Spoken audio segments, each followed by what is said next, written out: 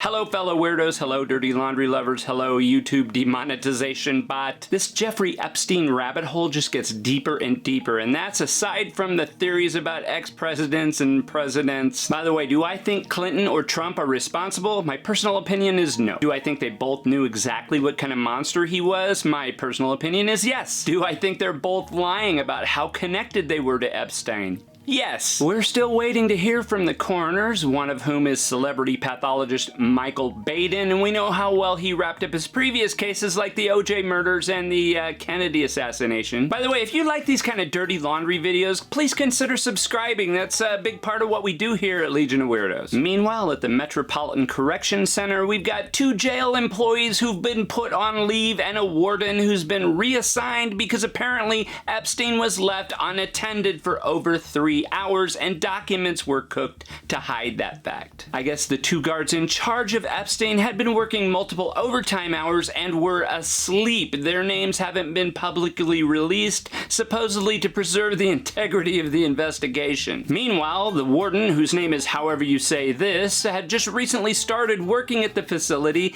and doesn't show up in any internet posts prior to Epstein's death. Maybe 4chan can find him. It's not like it's traditionally hard to find a warden's information, by the way, but this guy, no previous news mentions, no mentions on prison staff pages, no LinkedIn, no Facebook, no MySpace. If you do an image search, the only thing you're gonna find are pictures of this guy who's a soccer coach in Senegal. Or is he? I've fallen asleep at work, both because of too much overtime or because of boring third shift jobs or because of overtime on boring third shift jobs. I think the most I've ever blanked out is maybe 5 minutes, and that's probably stretching it. 3 hours? What were these guys' chairs like? I don't think I could sleep 3 hours on the job at a mattress store. I mentioned 4chan. Apparently, news of Epstein's death was leaked on 4chan 38 minutes before any official statement was made and before any official news agency reported it. The first post said, "Don't ask me how I know this, but Epstein died an hour ago from hanging. Cardiac arrest. Screen cap this." Another message revealed the details that he was coded for 40 minutes with a non-beating heart. That's what asystole means. Along with 2 liters of saline, they gave him epinephrine, which makes sense because that's the go-to drug for that. It constricts the body's blood vessels to force more blood to the heart and brain. It increases the contractility of heart muscles, and it increases the heart's electrical conductivity, especially at the atrioventricular node. The post also says telemetry advised bicarb and D50. Saying telemetry advised seems to indicate they were sending data to the hospital from the paramedics' equipment. Bicarb is sodium bicarbonate, which they give to treat something called metabolic acidosis in a cardiac arrest. Bicarb isn't a default med for codes, and the American Heart Association doesn't recommend it for several reasons, but mainly because it can compromise CPR by decreasing vascular resistance around the body. But ACLS guidelines encourage it in cases of prolonged cardiac arrest, like over 10 minutes. The code definitely went more than 10 minutes. Somebody probably figured Epi and CPR aren't doing anything. Why not bicarb? He's already dead, right? D50 is glucose. They give that to treat something called hyperkalemia, which is too much calcium in the body. That happens when cells are distressed or die, and it's dangerous because it reduces the electrical conductivity of the heart. I've read where some people ask, why not shock him? Rule number 1, never shock a flatline. Defibrillation is to correct a heart that's beating incorrectly. It's like a reboot. It stops the heart so it can start again the right way. Shocking a flatline is like trying to reboot a computer that won't power on. If you want to know more, look it up. I'm trying to shift away from my nursing career. The post also said Epstein was transferred to Lower Manhattan ER, where they worked on him another 20 minutes before calling it, and it closed with hospital administrator alerted,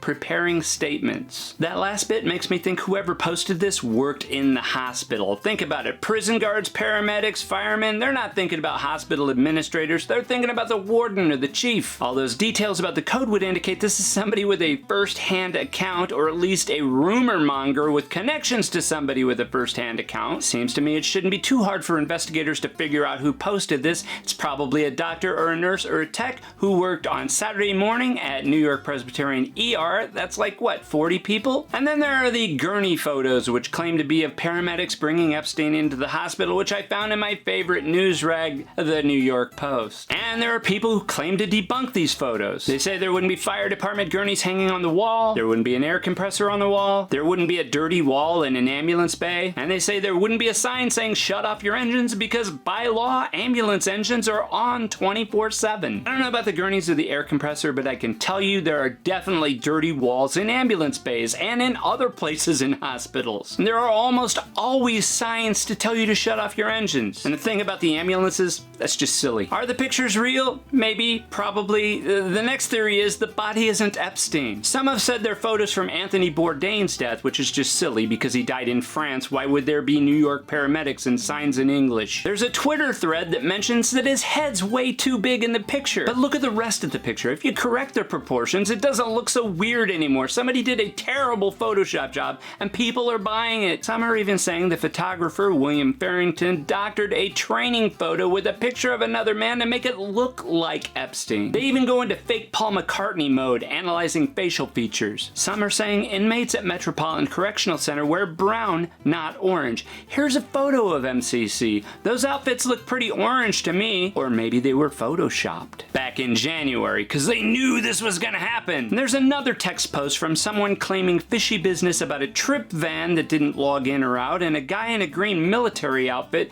suggesting they switched Epstein out. Is that possible? Maybe, but how are you gonna control all the leaks if that's true? Conspiracy? No conspiracy?